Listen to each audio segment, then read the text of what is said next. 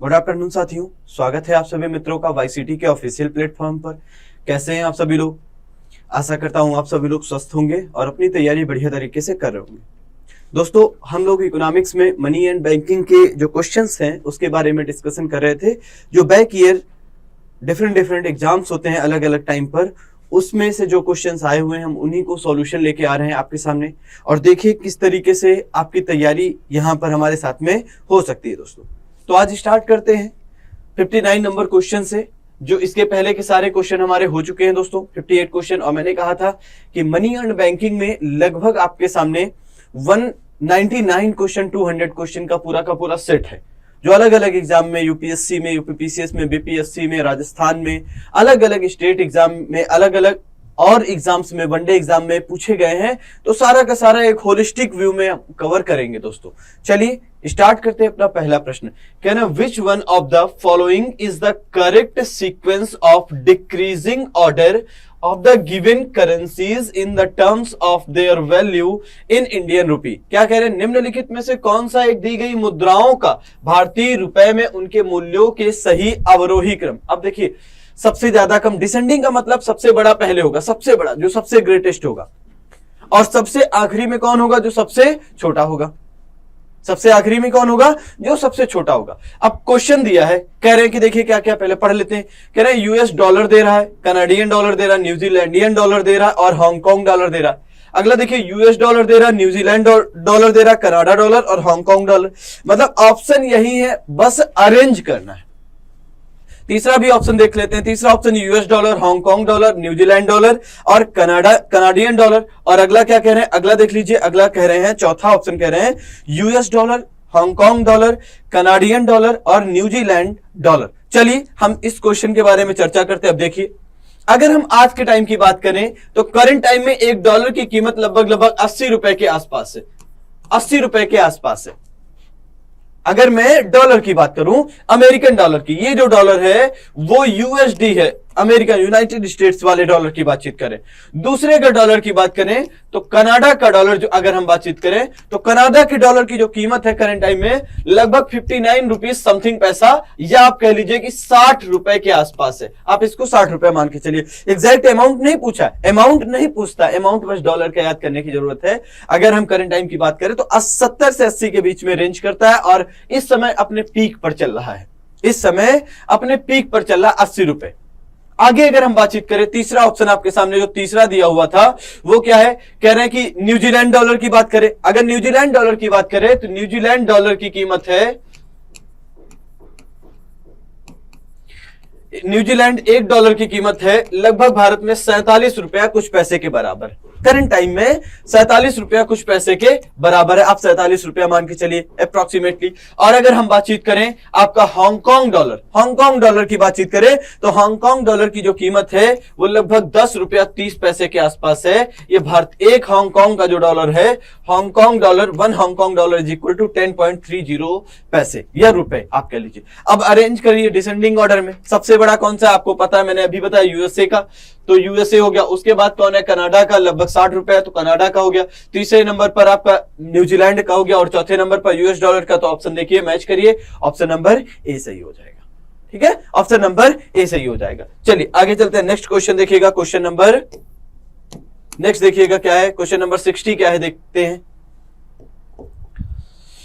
Question number 60 दे रहा है, the sum of which of the following constitutes broad money. कह रहे हैं कॉन्स्टिट्यूट्स ब्रॉड मनी के बारे में पूछ रहे हैं, कौन सा निर्माण करता है ब्रॉड मनी का। अभी आपको बताया है कल की क्लास में कि नैरो मनी क्या होती है, बताया है नैरो मनी के बारे में।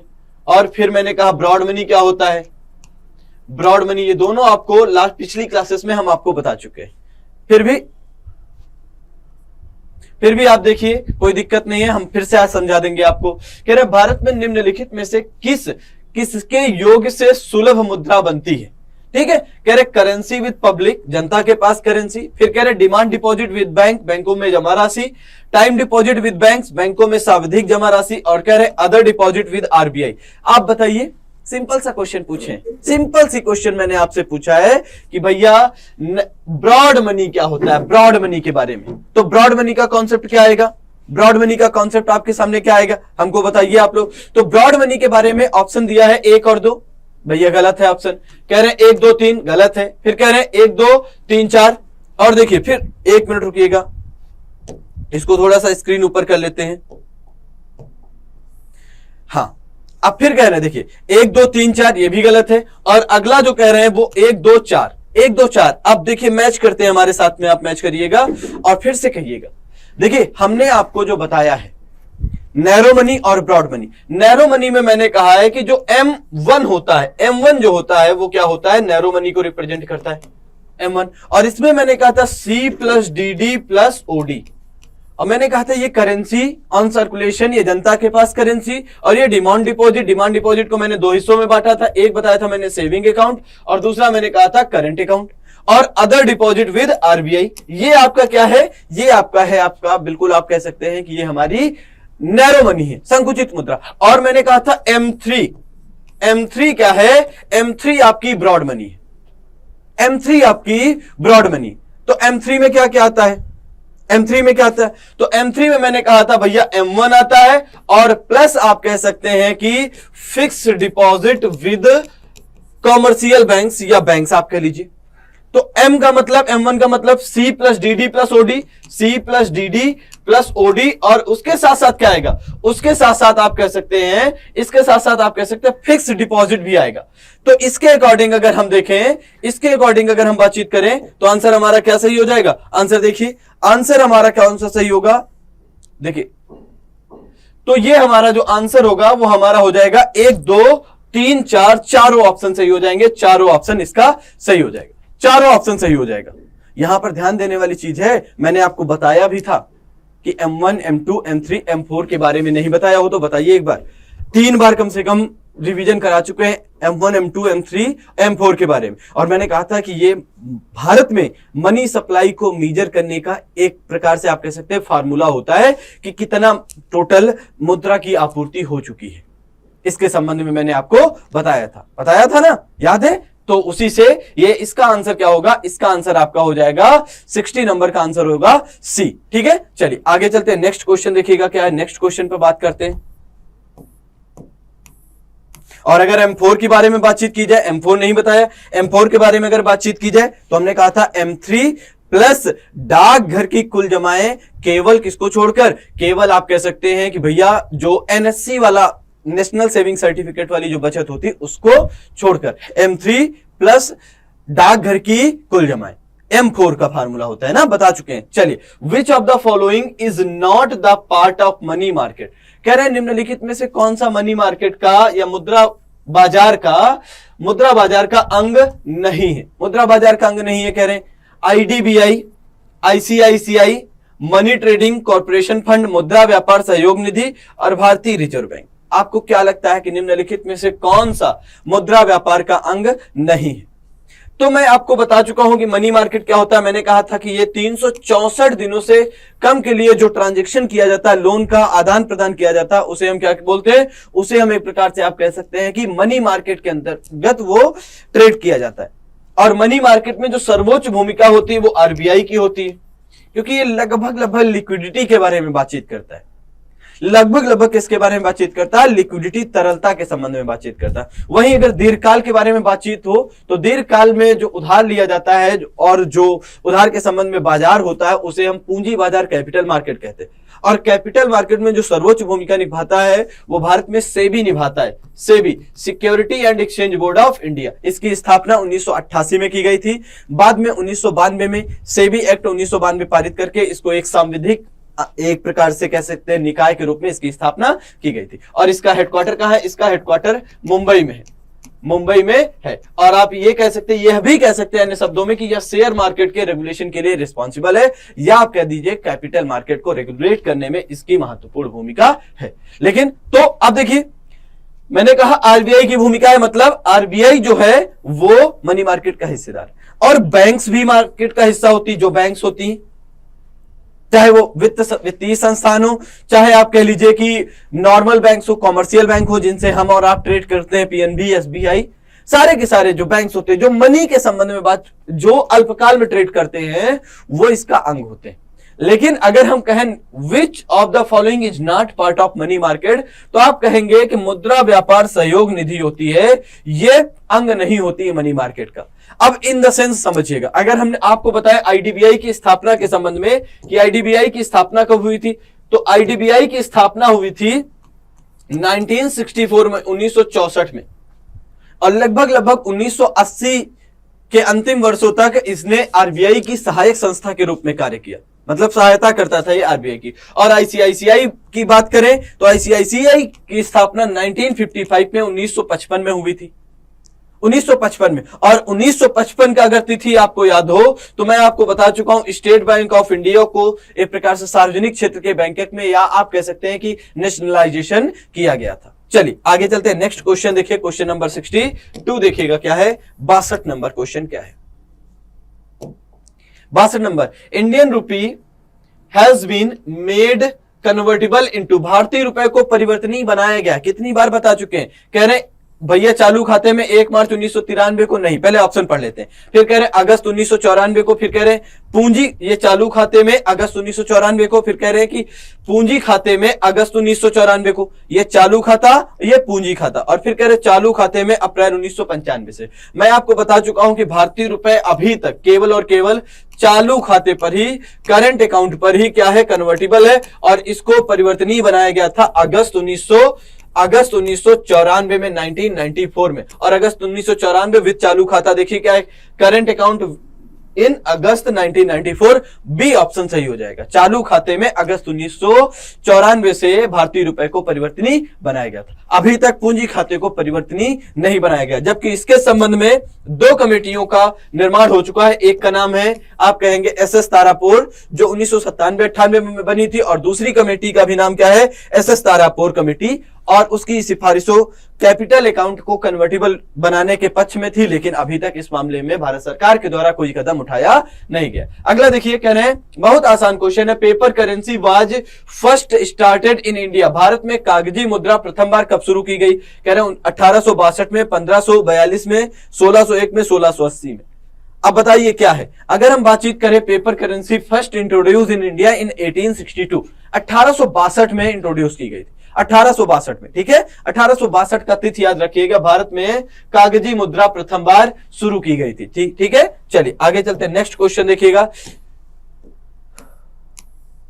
अगला क्वेश्चन, क्वेश्चन नंबर 64 देखिएगा क्या है, 64 कह रहे हैं which one of the following is not an objective of monetary policy, कह रहे हैं मौद्रिक नीति का निम्नलिखित में से कौन सा उद्देश्य नहीं। कितनी बार मौद्रिक नीति के बारे में बता चुके हैं, कह रहे हैं मूल्य स्थिरता, आर्थिक स्थायित्व, आय एवं परिसंपत्तियों का, ये क्या कह रहे हैं कि संभाव्य वितरण, कह रहे हैं equitable distribution of income and asset, और विनिमय दर में स्थिरता। अब आपको कौन सा सबसे सही ऑप्शन लगता है, सही ऑप्शन हम बता चुके हैं आपको कि बेसिकली जो मॉनेटरी पॉलिसी है, मॉनेटरी पॉलिसी के 3 मेजर क्या है, 3 मेजर ऑब्जेक्टिव होते हैं।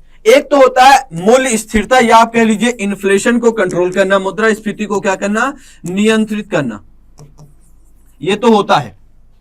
दूसरे की बात करें तो इकोनॉमिक, एक प्रकार से आप कह लीजिए इकोनॉमिक ग्रोथ भी होता है, या स्टेबिलिटी आप कह लीजिए। और इसका संबंध जो स्टेबिलिटी है, ये जो स्टेबिलिटी है इसका संबंध किससे है, इसका संबंध है प्राइस के संबंध में, प्राइसेस को बहुत तेजी से बढ़ने ना दिया जाए। और विदेशी विनिमय दर में स्थिरता, मैं आपको बता चुका हूं कि आरबीआई एक रेंज तय करती है, परास तय करती है डॉलर के रिस्पेक्ट में, अन्य विदेशी मुद्राओं के रिस्पेक्ट में, और उसी के अनुरूप क्या करती है, व्यवहार करती है। लेकिन अगर आय एवं परिसंपत्तियों का संभाव्य वितरण के बारे में बातचीत करें तो आय का वितरण किसके द्वारा किया जाएगा, आय का वितरण किया जाएगा गवर्नमेंट ऑफ इंडिया के द्वारा, भारत सरकार के द्वारा। जब वो कर ज्यादा से ज्यादा अप्लाई करेगा, जिनकी इनकम ज्यादा होगी, जो ज्यादा कंजम्पशन करेंगे उनके ऊपर इनडायरेक्ट टैक्स भी ज्यादा अप्लाई करेगा, तब होगा। लेकिन भारत में अगर हम कहें तो आप कहेंगे कि ये जो है आय एवं परिसंपत्तियों का जो संभाव्य वितरण है, ये किसकी जिम्मेदारी है, फिस्कल पॉलिसी की जिम्मेदारी है, ना कि मॉनेटरी पॉलिसी की। तो दिए गए ऑप्शंस में कौन सा सही है, सी ऑप्शन बिल्कुल सही। चलिए आगे चलते हैं, नेक्स्ट क्वेश्चन देखिएगा क्या है, नेक्स्ट क्वेश्चन पर चलते हैं।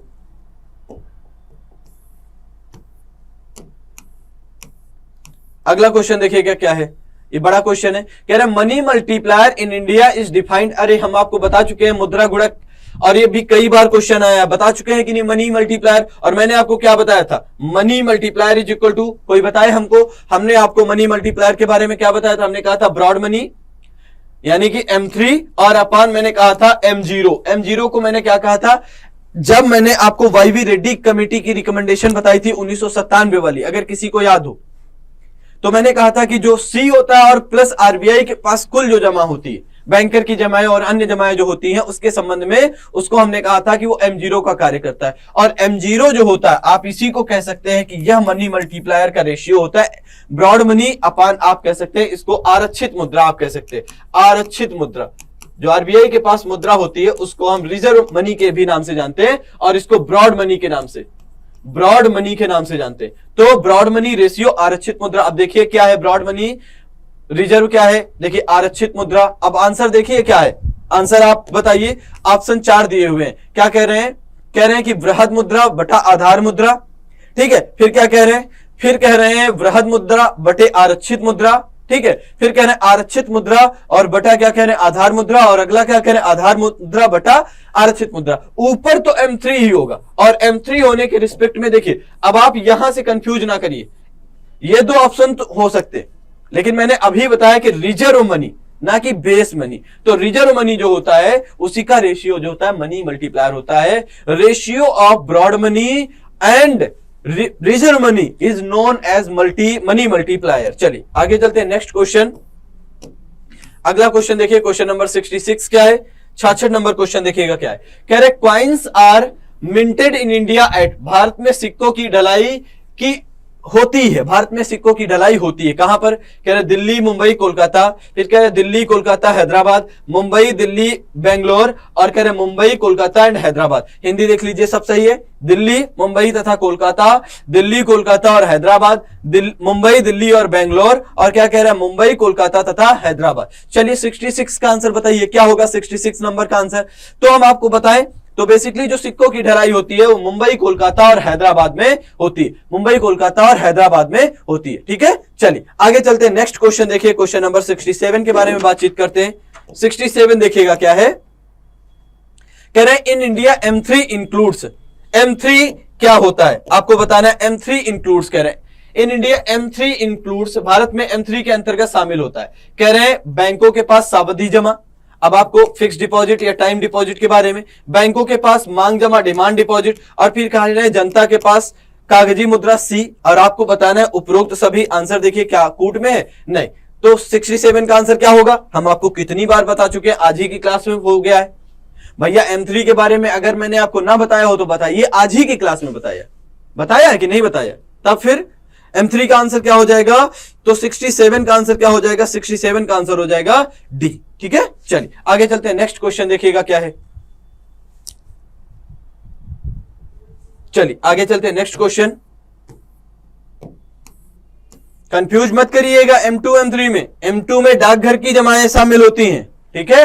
M2 में डाकघर की मांग जमाएं होती हैं, वो शामिल की जाती हैं, और M4 में डाकघर की कुल जमाएं शामिल होती हैं, ठीक है। चलिए आगे चलते हैं। When did decimal system begin in India, मुद्रा की, भारत में मुद्रा प्रणाली में दशमलव पद्धति कब से प्रारंभ हुई।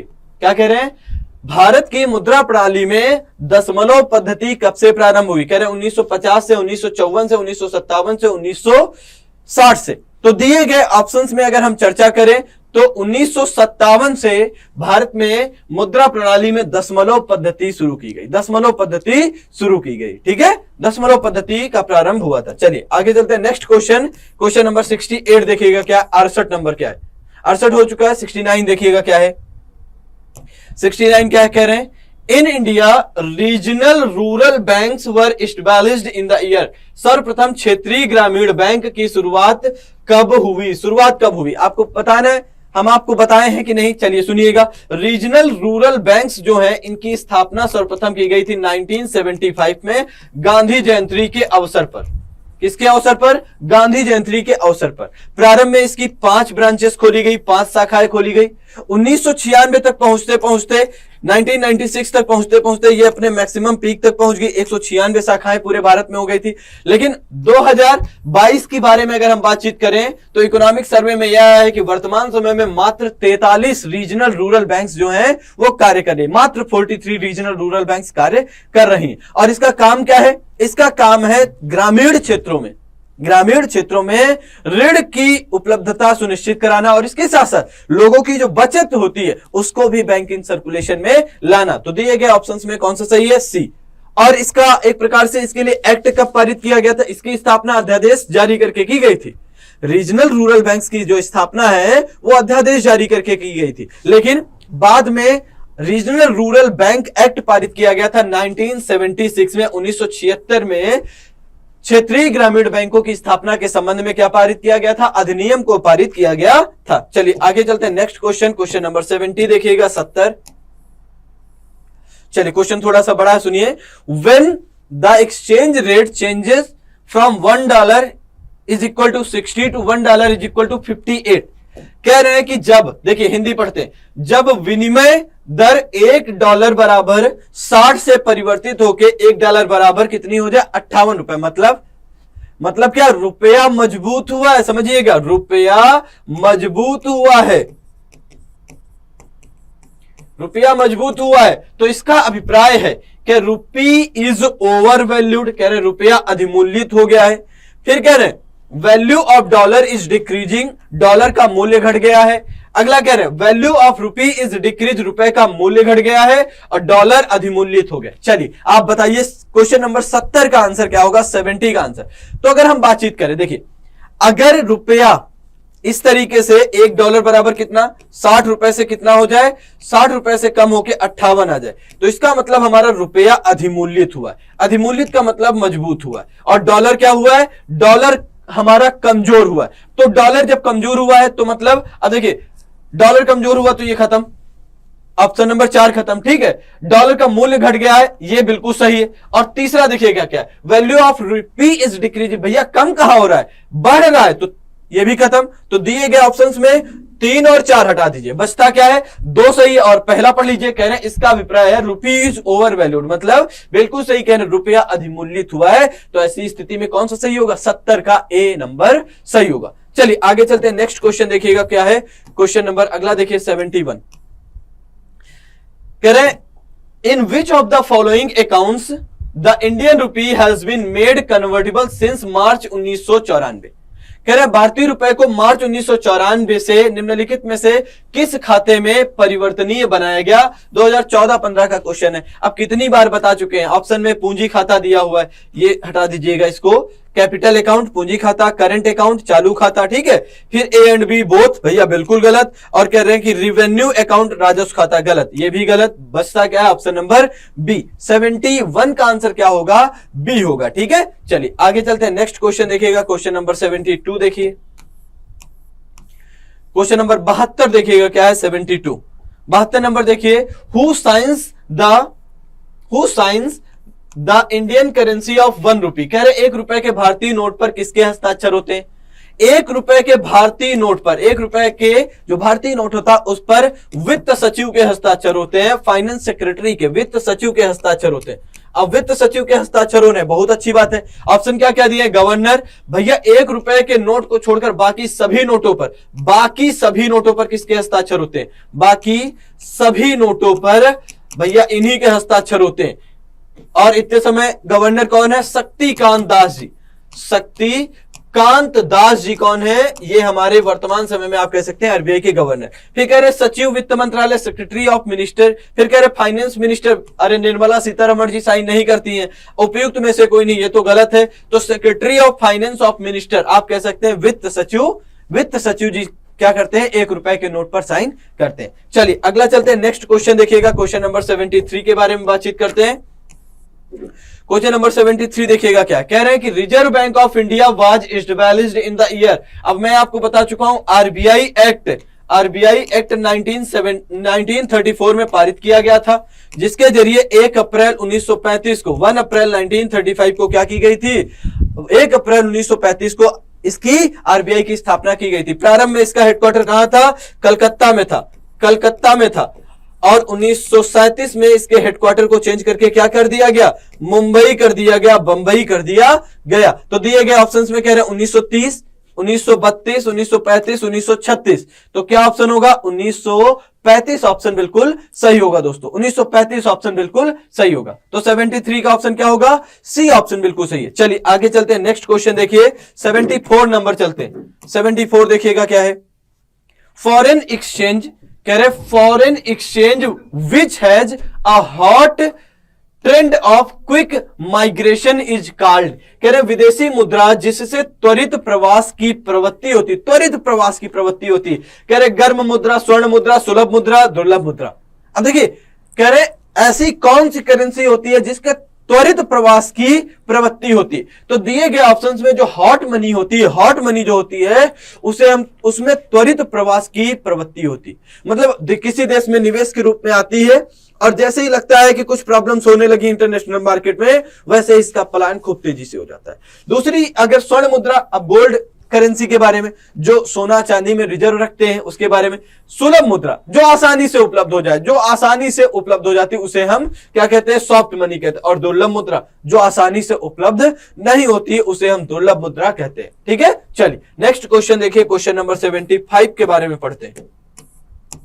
क्वेश्चन नंबर 75 देखिएगा क्या है, कह रहे हैं कि in which year did the new currency euro introduce, euro introduce की। अब देखिए क्वेश्चन है 2007-8 का, यूरो को कब इंट्रोड्यूस किया गया था, 1996 में, 1997 में, 1998 में, 1999 में। 75 नंबर आपके सामने है, 75 नंबर। तो अगर हम बातचीत करें तो 1999 में, 1999 में यूरो को सबसे पहले क्या किया गया था, इंट्रोड्यूस किया गया था। लेकिन 2017 के आसपास की अगर हम बातचीत करें तो जो यूरो करेंसी थी इसके लिए एक यूरोपीय यूनियन बना था,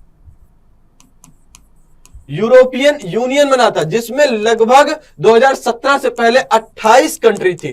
कितने देश थे, 28 देश थे। लेकिन इस यूनियन से 2017 के बाद से एक ब्रिटेन देश है, आप लोगों ने सुना होगा यूनाइटेड किंगडम, इंग्लैंड, ब्रिटेन देश के बारे में, इसने इस यूनियन से बाहर होने की प्रक्रिया को प्रारंभ कर दिया था और वर्तमान समय में इसके सदस्य देशों की संख्या घटकर कितनी हो गई, 27 हो गई है। ब्रिटेन इससे बाहर आ चुका है दोस्तों। ठीक है, तो एक प्रकार से यूरोपीय यूनियन के कुछ देश हैं जिन्होंने एक कॉमन करेंसी के प्रचलन की बातचीत की थी जिसका नाम यूरो है। ठीक है, चलिए आगे चलते हैं। नेक्स्ट क्वेश्चन 76 देखिएगा क्या है, 76 नंबर क्वेश्चन क्या है, भारतीय मुद्रा छापा जाता है, कह रहे भारतीय मुद्रा छापा जाता है, कह रहे रिजर्व बैंक ऑफ इंडिया, भैया रुपया थोड़ी छापा जाता है, कह रहे वित्त मंत्रालय में, बिल्कुल नहीं, कह रहे संसद में, बिल्कुल नहीं, फिर कह रहे नासिक प्रिंटिंग प्रेस में, बिल्कुल सही कह रहे हैं। तो 76 नंबर का आंसर क्या होगा, डी।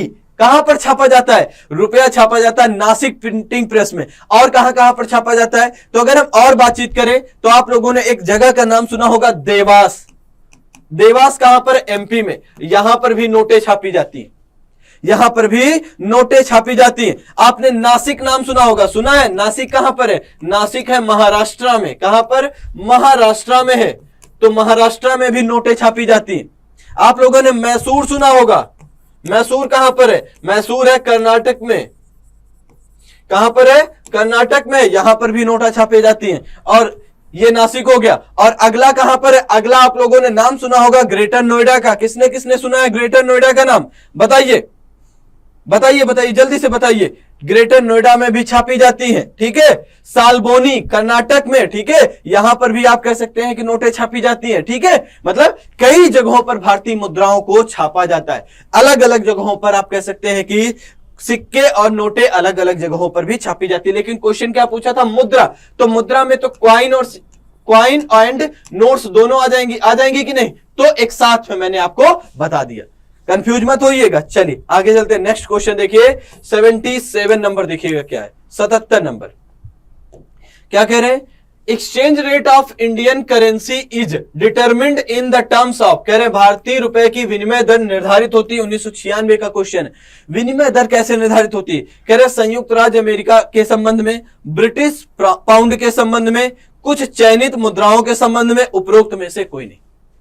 तो बताइए क्या होगा आंसर क्वेश्चन नंबर 77 का। अब बताइए आप लोग थोड़ा सा मस्तिष्क, क्या हम यूएस डॉलर में भारतीय रुपए को केवल और केवल क्या करते हैं, विनिमय दर निर्धारित करते हैं, क्या आप कह लीजिए केवल ब्रिटिश पाउंड के संबंध में हम भारतीय रुपए की विनिमय दर को निर्धारित करते हैं? बताइए।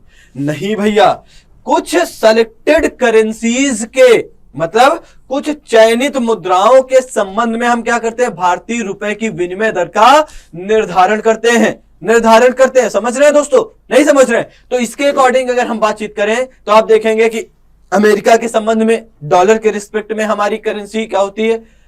भारतीय रुपए का विनिमय दर निर्धारित करते हैं। ब्रिटेन में पाउंड के संबंध में, फिर आप कह सकते हैं कि येन के संबंध में, ठीक है। इसी तरीके से आप कह सकते हैं कि जो रेनमिनबी है जो हमारी चाइना की करेंसी उसके संबंध में, और आप एक दो करेंसी मतलब विश्व की कुछ चयनित करेंसीज है, चयनित करेंसीज के रिस्पेक्ट में ही हम क्या करते हैं? हम एक्सचेंज रेट ऑफ जो है वो अपना तय करते हैं। चलिए अगला देखिए। और एक्सचेंज रेट तय करने का मेथड क्या होता है? दो बास्केट ली जाती है, इसमें समान मात्रा में समान वस्तुएं रखी जाती है दोनों में। एक बास्केट को अमेरिका में खरीदते हैं, एक बास्केट को भारत में, फिर यही बास्केट एक बास्केट को भारत में, एक बास्केट को ब्रिटेन में, यही एक बास्केट को हम जापान में और एक को भारत में, यही एक बास्केट चीन में, एक बास्केट भारत में। तो क्या होता है? भारत रुपए की विनिमय दर का निर्धारण हो जाता है। चलिए आगे चलिए। 78 देखिएगा क्या, 78 नंबर देखिए क्या है, क्या कह रहे हैं? 78 कंसीडर द फॉलोइंग स्टेटमेंट, निम्नलिखित कथनों पर विचार करिए। कह रहे reserve bank of India was nationalised in on 26 जनवरी 1950। अरे भैया बताइए, हम आपको बता चुके हैं कि रिजर्व बैंक ऑफ इंडिया का राष्ट्रीयकरण 26 जनवरी 1950 को नहीं हुआ था, 1949 में किया गया था नेशनलाइजेशन, याद है?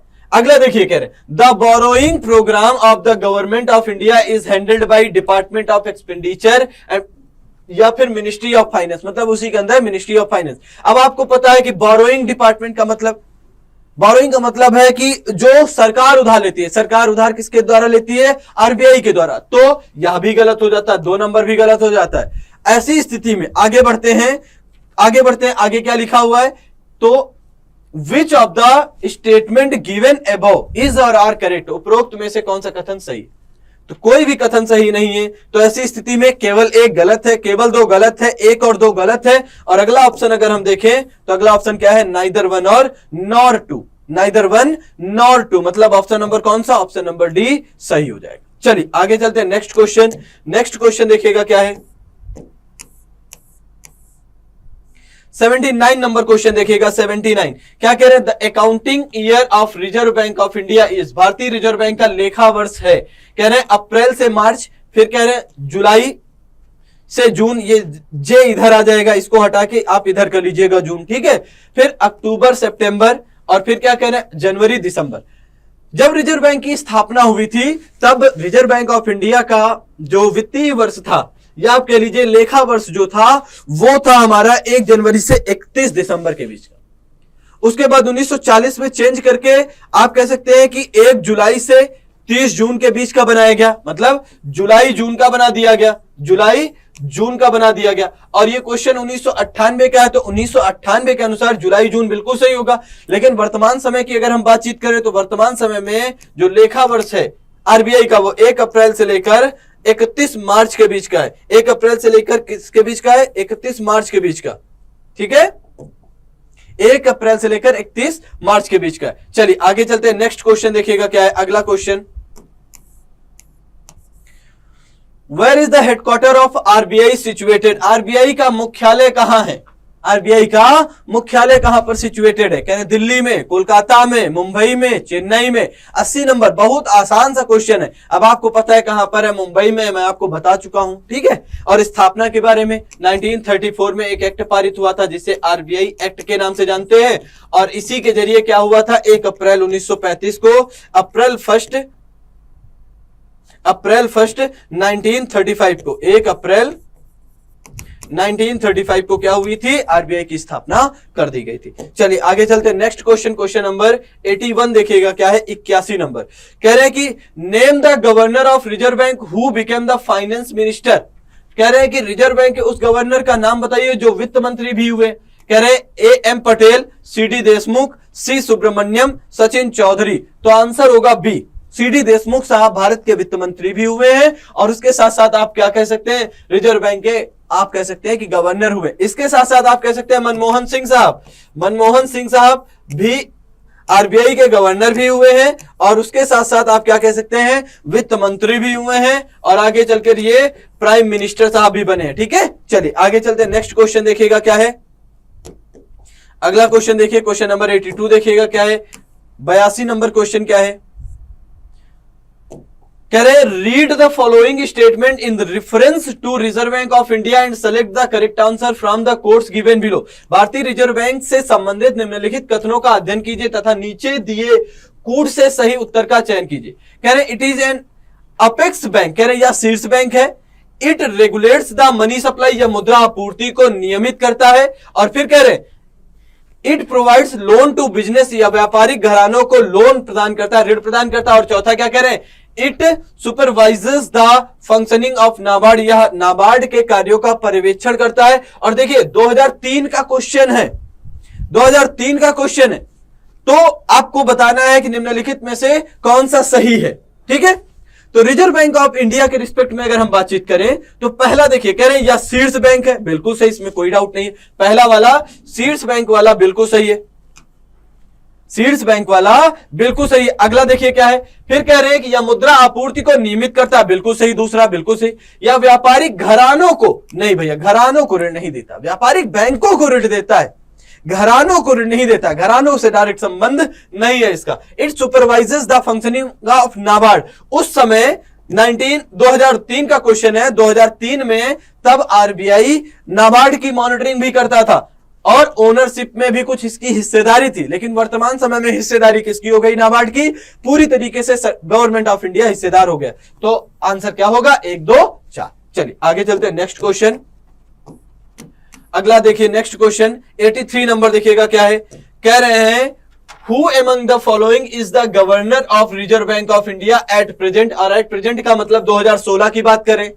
और ऑप्शन क्या है, डी सुब्बा राव, नहीं भैया, सी रंगराजन जी, रघुराम राजन जी, और क्या कह रहे हैं, उर्जित पटेल। अब देखिए हम आपको बताते हैं, अगर सीक्वेंस देखें तो पहले बने रघुराम राजन जी, रघुराम राजन जी, रघुराम राजन जी के बाद बने हैं उर्जित पटेल जी बने हैं। उर्जित पटेल जो बने हैं वो 2016 से 18 के बीच में, और ये 2016 से पहले थे। और फिर बने हमारे, आप कह सकते हैं शक्तिकांत दास जी। कौन बना है, शक्तिकांत दास जी बने हैं, जो 2018 से अभी तक बने हुए हैं। तो ऐसी स्थिति में कौन है भारत, क्वेश्चन कब पूछा गया था, 2016 का, 2016 के अनुसार आपको बताना है, तो कौन है, उर्जित पटेल जी। कोई डाउट बताइए, कोई डाउट, तो ऑप्शन नंबर डी सही होगा। चलिए अगला चलते हैं, नेक्स्ट क्वेश्चन, क्वेश्चन नंबर 84 पर चलते हैं। 84 नंबर देखिएगा क्या है, विच of the following bank is the central bank of India. आप कह रहे हैं भारत का केंद्रीय बैंक कौन है, आप कौन नहीं बता पाएगा, इतनी बार बता चुके हैं। स्टेट बैंक ऑफ इंडिया नहीं, बैंक ऑफ इंडिया नहीं, यूनियन बैंक ऑफ इंडिया नहीं, रिजर्व बैंक ऑफ इंडिया बिल्कुल सही। तो ऑप्शन क्या होगा, 84 नंबर का आंसर होगा आपका डी ऑप्शन, बिल्कुल सही होगा। चलिए आगे चलते हैं, नेक्स्ट क्वेश्चन 85 नंबर देखिएगा क्या है, 85 नंबर देखिए क्या है, कह रहे हैं कि in the context of Indian economy open market operation. Open market operation, खुले बाजार की क्रियाओं का संबंध भारतीय बाजार में किससे, तो जो सरकारी प्रतिभूतियों का क्रय विक्रय किया जाता है वही होता है ओपन मार्केट ऑपरेशन में। सरकार को जब पैसों की आवश्यकता होती है तो आरबीआई से कहता है कि भैया आप गवर्नमेंट सिक्योरिटीज मार्केट में इशू करिए और कुछ पैसे हमारे लिए मार्केट से खींच लीजिए। तो ऐसी स्थिति में गवर्नमेंट सिक्योरिटी क्या करती है, बेचती है। किसको, गवर्नमेंट सिक्योरिटीज को आरबीआई बेचती है। और जब मैच्योरिटी पीरियड पूरा होता है तो उनको वापस क्रय कर लेती है, खरीदती है। तो ओपन मार्केट ऑपरेशन का जो संबंध है, देखिए एक बार क्वेश्चन नहीं पूछा गया, 2013, 8, 92, 2010 कई बार क्वेश्चन पूछा गया। तो सरकारी प्रतिभूतियों के क्रय विक्रय से संबंधित है। देखते हैं क्या है, अनुसूचित बैंकों द्वारा आरबीआई से ऋण लेना नहीं भैया, कह रहे leading lending by commercial bank to industry and trade, वाणिज्यिक बैंकों द्वारा उद्योग और, बिल्कुल नहीं, व्यापार क्षेत्रों से ऋण लेना, बिल्कुल। परचेज, क्या कह रहे हैं, आरबीआई द्वारा सरकारी प्रतिभूतियों का क्रय विक्रय, purchase and sale of government securities, बिल्कुल सही कह रहे हैं। और कह रहे हैं none of the above, option number D भी गलत है, तो सी ऑप्शन बिल्कुल सही होगा। चलिए आगे चलते हैं, नेक्स्ट क्वेश्चन देखिएगा 86 नंबर देखिएगा क्या है, 86 नंबर क्वेश्चन क्या है, the reserve bank of India the reserve bank of India regulates the commercial bank in matters of, कह रहे हैं कि निम्नलिखित में से कौन से मामलों में भारतीय रिजर्व बैंक वाणिज्यिक बैंकों को नियंत्रित करता है? लिक्विडिटी ऑफ एसेट के बारे में, फिर क्या कह रहे हैं, फिर कह रहे हैं कि भैया मतलब हिंदी में परिसंपत्तियों की तरलता, अगला कह रहे हैं ब्रांच एक्सपेंशन शाखा विस्तार के मामले में, मर्जर ऑफ बैंक के मामले में, बैंकों के विलय के मामले में, और फिर कह रहे हैं, फिर आगे कह रहे हैं कि वाइडनिंग ऑफ, यहां पर वाइडनिंग होगा, ये वाइडनिंग अप के बीच में एक स्पेस होगा, ठीक है, वाइडनिंग अप ऑफ बैंक्स, बैंकों का आप क्या करना, एक प्रकार से फैलाव करना, विस्तार करना, ठीक है, समापन की जगह विस्तार करना, ठीक है। सेलेक्ट द करेक्ट आंसर, अगर सेलेक्ट द करेक्ट आंसर कहे तो देखिए क्या 1 और 4 गलत है भैया, 2 3 4 गलत है, 1 2 3 गलत है, 1 2 3 4 चारों। मतलब कहने का मतलब अगर हम आपसे कहें, इसको समझने का अगर प्रयास करें तो आरबीआई के जो फंक्शन है वह भैया जो लिक्विडिटी होती है परिसंपत्तियों की तरलता के संबंध में, बैंकों की शाखा के विस्तार के संबंध में, बैंकों के मर्जर के संबंध में, और बैंकों की वाइडनिंग के संबंध में, विस्तारवादी के संबंध में, इसमें समापन की जगह विस्तार कर लीजिएगा, ठीक है, वाइडनिंग लिखा हुआ, विस्तार के बारे में, इन चारों के मामले में डिसीजन लेता है, तो इसलिए ऑप्शन कौन सा होगा, ऑप्शन नंबर डी सही होगा। चलिए अगला चलते हैं, नेक्स्ट क्वेश्चन 87 देखिएगा क्या है, 87 नंबर क्वेश्चन आपकी स्क्रीन पर आ चुका है। कह रहे हैं कि the reserve bank of India act as a banker's bank, ठीक है, क्या कह रहे हैं, banker's bank, this would imply which of the following, कह रहे हैं भारतीय रिजर्व बैंक बैंकरों के बैंक, केंद्रीय बैंक के रूप में कार्य करता है, इसका अर्थ निम्नलिखित में से कौन से है? पहला क्या कह रहे हैं, कह रहे हैं कि एक नंबर क्या कह रहे हैं, देखिए पढ़ते हैं, other banks retains their deposit with the RBI, अन्य बैंक आरबीआई के पास अपनी जमा संचित रखते हैं। फिर क्या, the RBI lends the fund to commercial banks in time of needs, आवश्यकता के समय आरबीआई वाणिज्यिक बैंकों को उधार देता है। और फिर तीसरा कह रहे हैं, the reserve bank of India advices the commercial bank on monetary matters, फिर कह रहे हैं कि आरबीआई जो है वाणिज्यिक बैंकों को मौद्रिक विषय पर परामर्श देता है, और आपको करेक्ट आंसर बताना है, 87 का करेक्ट आंसर बताना है।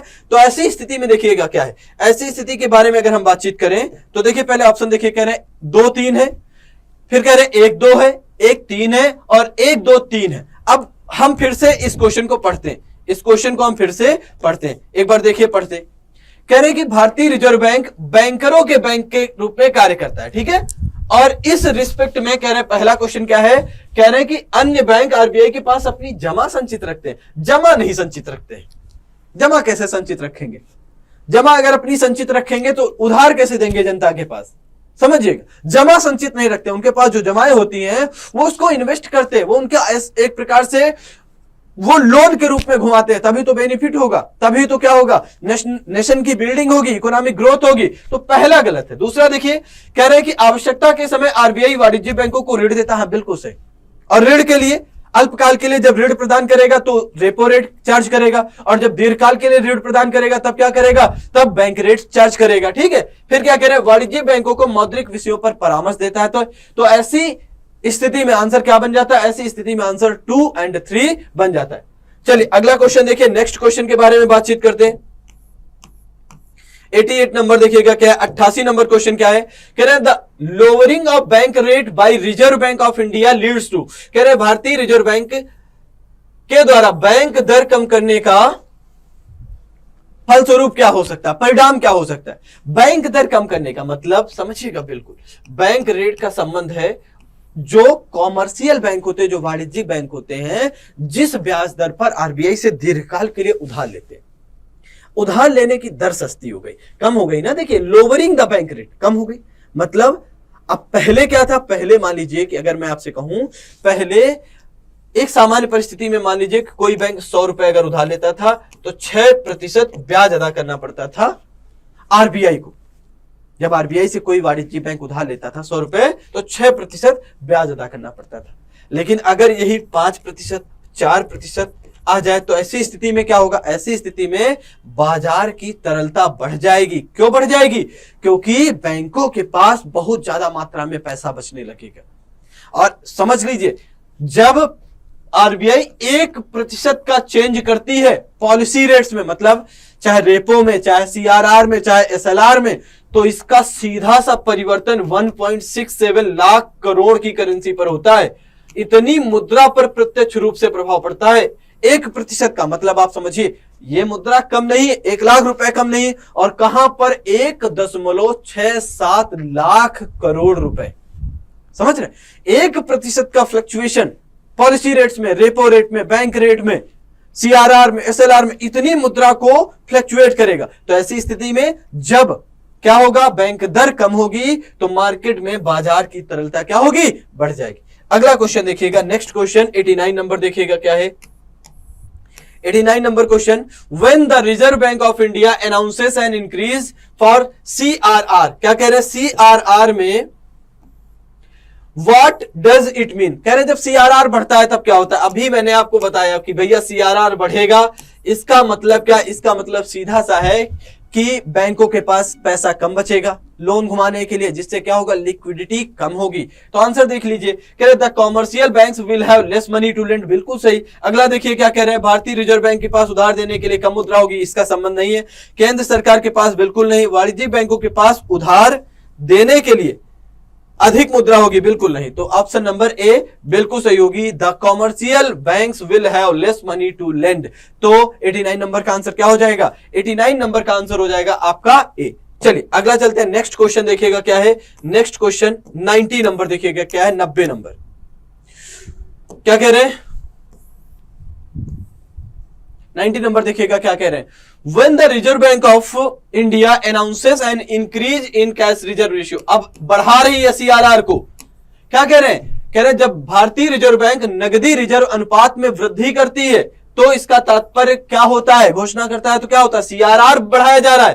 तो इसका मतलब है बैंकों के पास पैसा कम बचेगा ऋण देने के लिए। और यह भी आईएएस प्री का 2010 का क्वेश्चन है, वह भी आईएएस में क्वेश्चन पूछा गया था और अलग अलग टाइम में पूछा गया। और ऑप्शन पढ़ लेते हैं, कह रहे the commercial banks will have less money to lend. फिर अगला देखिए, the reserve bank of India will have less money to lend. फिर कह रहे the union government will have less money to lend. फिर क्या कह रहे the union government will have less money to lend. कह रहे हैं कि वाणिज्यिक बैंकों के पास उधार देने के लिए कम मुद्रा होगी, बिल्कुल सही, सीआरआर बढ़ने का यह नुकसान हो जाता है। ठीक है, चलिए आगे चलते हैं, नेक्स्ट क्वेश्चन देखिएगा क्या है, नेक्स्ट क्वेश्चन के बारे में। और नेक्स्ट क्वेश्चन हमारा लास्ट क्वेश्चन आज की क्लास का 90 नंबर देखिएगा क्या है, 90 नंबर क्या कह रहे हैं, व्हेन पार्शियल कन्वर्टिबिलिटी ऑब्टेन्स, क्या कह रहे हैं, जब आंशिक विनिमेयता लागू होती है तो विनिमय दर होती है। जब आंशिक विनिमेयता लागू होती है तो विनिमय दर होती है। कह रहे भारित औसत, सामान्य औसत, पूर्णतः प्लवमान और पूर्णतः प्रशासित। कहने का मतलब जब आंशिक विनिमेयता लागू होती है तो इसका मतलब है कि जो फ्लक्चुएशंस होगा वो पूरी तरीके से प्रशासित होगा, फुल्ली एडमिनिस्टर्ड होगा, पूरी तरीके से आरबीआई के नियंत्रण में, निगरानी में होगा। तो क्वेश्चन नंबर 90 का क्या होगा, 90 नंबर का डी सही होगा। आज की क्लास में हम लोगों ने कुछ क्वेश्चन डिस्कस किए, बहुत इजी क्वेश्चन थे आज की क्लास में। आगे इसी की तरीके से हम और भी क्वेश्चन डिस्कस करेंगे। मिलते हैं आगे की क्लास में, तब तक के लिए थैंक यू वेरी मच।